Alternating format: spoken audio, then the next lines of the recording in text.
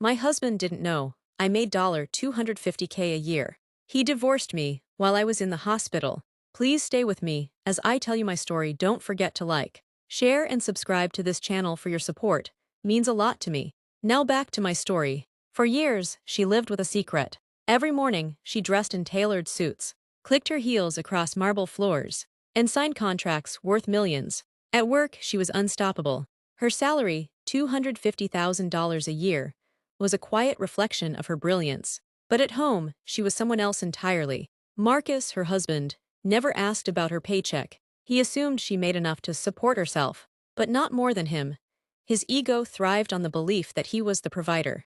And she let him believe it, not out of fear, but because she knew the truth would shatter him. Every month, she funneled the bulk of her income into a private account, untouchable, hidden under layers of investment portfolios and silent savings. It was her safety net, her shield, her insurance against a future she sometimes feared. Marcus lived in blissful ignorance, bragging to his friends about his role as the man of the house. He didn't notice the designer bags she never flaunted, the checks she quietly wrote for her aging parents, or the way her financial statements never matched the modest numbers she mentioned. But secrets have a way of surfacing, especially when life unravels. And her unraveling began the night she collapsed in their kitchen, the sound of shattering glass echoing louder than her scream. Marcus rushed her to the hospital, but instead of worry, there was something else in his eyes, something she couldn't name at the time. That night, as machines beeped beside her hospital bed, she didn't realize the truth. The secret she had guarded so carefully was about to become the weapon Marcus used against her. The doctors called it exhaustion, stress, a body finally rebelling against years of overwork. But she knew it was worse. The dizziness didn't fade. The pain lingered, and within days she was confined to a hospital bed, wires and tubes tethering her body to machines. Marcus sat by her side at first, his face carved into a mask of concern. Yet even in her fog, she noticed the cracks. The way he scrolled endlessly on his phone during visiting hours. The way his smile never quite reached his eyes. The way he avoided talking about when she'd come home. Then his visits grew shorter. He stopped bringing flowers. One evening, he didn't show at all. She tried to ignore the gnawing suspicion. He's busy, he's stressed too. But when she asked the nurse about her husband, the woman hesitated before answering. He came by earlier, she said softly, but only for a few minutes. He seemed distracted. Her chest tightened, distracted by what? Late that night, as the ward fell silent, she remembered the look in Marcus's eyes the night she collapsed. The flicker she couldn't place. Not fear, not love, calculation. And suddenly, a terrible thought took hold. Marcus wasn't waiting for her to heal. He was waiting for her to break. The morning sun crept through the blinds of her hospital room, but instead of warmth, it brought a chill. A man in a gray suit stepped inside, a leather folder tucked under his arm. He wasn't a doctor, he wasn't a nurse. He was a lawyer. "Mrs. Ellison," he asked, his voice smooth but sharp. "I'm here on behalf of your husband, Marcus." Her stomach twisted. A lawyer for Marcus. He placed the folder on her tray table, right beside the untouched breakfast she had been too weak to eat. "These are divorce papers," he said, sliding them forward, as though he were delivering a menu. Her pulse spiked. Divorce, the word felt like glass in her throat. She tried to sit up straighter, but the IV tugged at her arm. "Yes, Mr. Ellison has cited irreconcilable differences." Her hands trembled as she flipped through the pages. Cold legal language swam before her eyes. Separation of property, dissolution of marriage, financial settlement. But what nearly made her rip the IV from her arm was the section on assets. Marcus had claimed the entirety of their joint finances as his. Every cent, every account, every possession. It wasn't just abandonment, it was theft. The lawyer cleared his throat. "Uncomfortable now," he said. "You would understand." Her chest tightened, her vision blurred, but not from the illness. From fury. Because she finally recognized the look Marcus had given her when she collapsed in the kitchen. It wasn't fear for her life. It was anticipation of an opportunity. Marcus hadn't just left her, he had planned this. And she swore then, as monitors beeped steadily beside her, that he would regret it. She waited until the lawyer left before reaching for her phone with trembling hands. Every movement hurt, but not as much as the thought of Marcus stealing her life while she lay in a hospital bed. The first account she checked was their joint savings. 0. Her heart pounded. She checked the checking account. 0. Her credit card balance, maxed out, in her name. Panic clawed at her throat as she logged into the mortgage portal. The house was listed, for sale.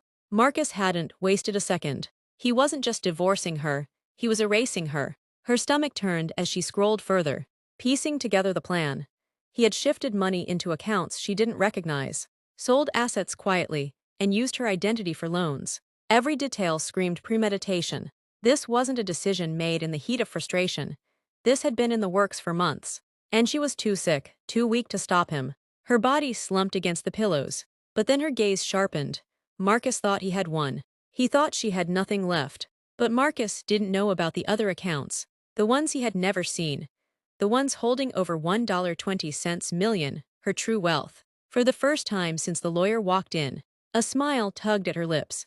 Marcus had just made the most fatal mistake of his life.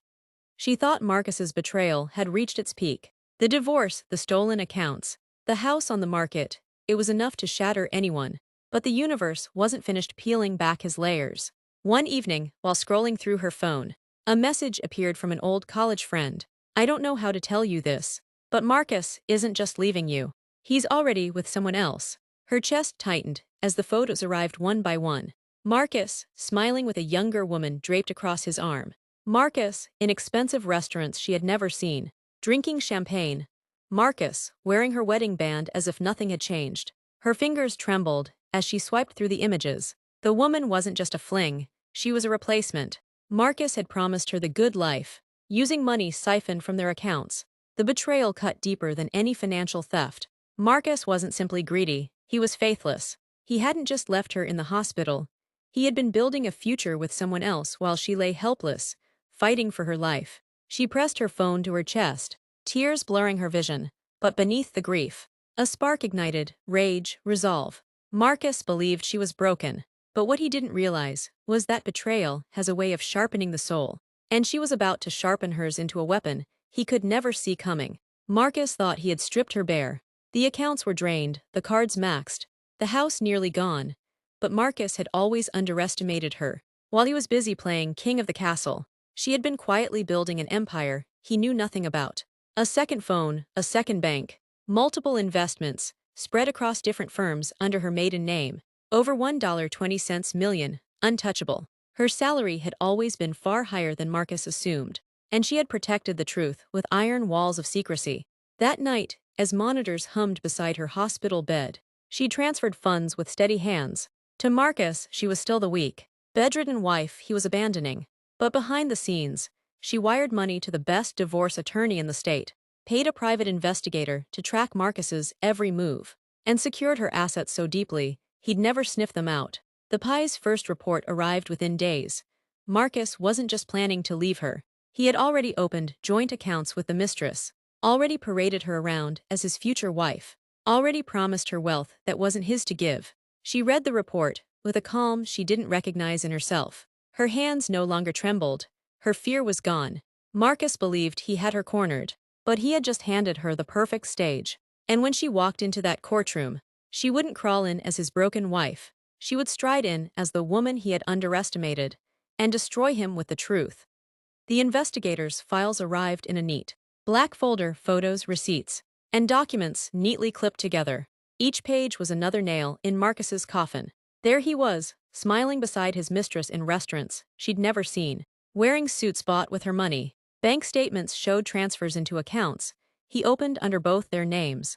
There were receipts for hotels, weekend getaways, and even a diamond bracelet purchased the same week he had filed for divorce. She studied it all with steady hands, her fury cooling into something far more dangerous: strategy. Her attorney, a woman known for dismantling men like Marcus in the courtroom, leaned forward across the hospital tray. We'll hit him with everything at once. Financial fraud, adultery, identity theft. He's walked himself into a trap. Her lips curled into the faintest smile. Let him keep thinking I'm broken. Let him walk into court thinking I've lost. The plan was simple. Let Marcus underestimate her until the very last second. Then reveal not just her hidden wealth, but his crimes, his mistress, and the lies he had woven so carelessly. For Marcus, the courtroom would be a coronation. He believed he would walk away with everything. But for her, it would be a stage. And Marcus, her husband, her betrayer, her would-be thief, was about to become her greatest spectacle. The courthouse buzzed like a hive. Marcus walked in with his mistress on his arm, chest puffed out, smug smile plastered across his face. He wore a new suit, a new watch, bought with money he thought he had stolen. She entered quietly, supported by her attorney, her body still fragile but her mind razor-sharp. To Marcus, she still looked weak. To him, victory was already written. The judge called order. Marcus's lawyer began confidently, listing Marcus's sacrifices, painting him as a man burdened by a sick, dependent wife. His mistress sat proudly in the front row, smirking. Then her attorney stood, calm, measured, deadly. "Your Honor," she said, placing a thick folder on the bench. "What Mr. Ellison failed to mention is that my client earns $250,000 a year and has been the primary financial contributor to this marriage. What he also failed to disclose is that he drained joint accounts, committed identity fraud, and used stolen funds to support another woman." The silence was deafening. Marcus's face drained of color. His mistress's smirk froze. Page by page, her attorney laid out the evidence: bank transfers, receipts for gifts and hotels, signed documents tying Marcus directly to fraud. The judge's eyes narrowed. "Mr. Ellison, do you deny these charges?" Marcus stammered, sweat beading his forehead. For the first time, the predator looked like prey, and she, frail, pale but unbroken, watched him squirm. Her heart steady, her fury cooled into vindication.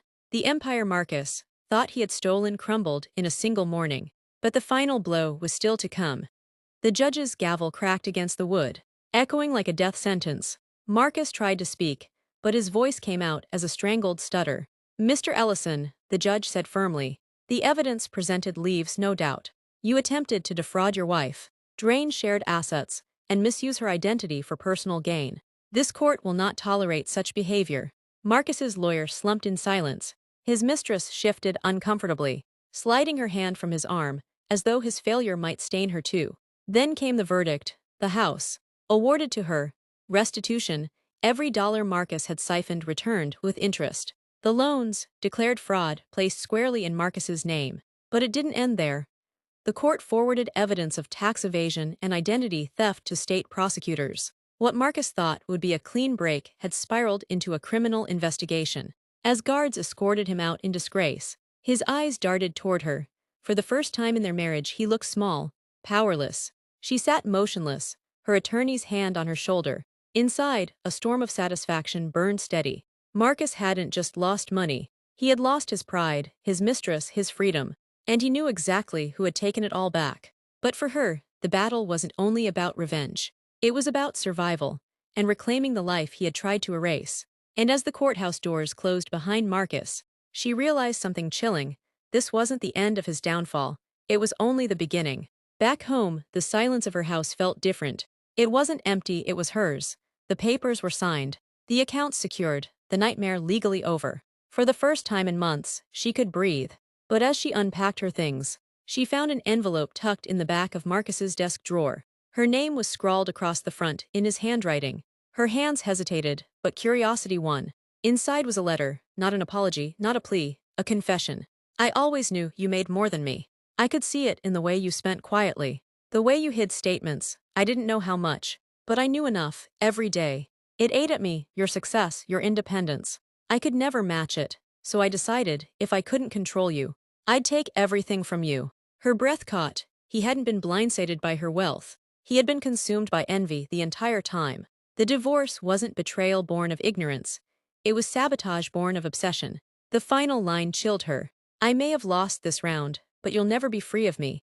"Not really. Men like me, we always leave scars." She folded the letter, her jaw tight. For the first time, she understood Marcus completely. He hadn't just wanted money, he wanted her powerless. But he had failed, she had survived, she had won. She slid the letter into a fireproof box, not to keep his words, but to remind herself that even the deepest betrayals can forge the sharpest strength. Marcus had left scars, but scars, she realized, were proof of survival. And she would wear hers like armor.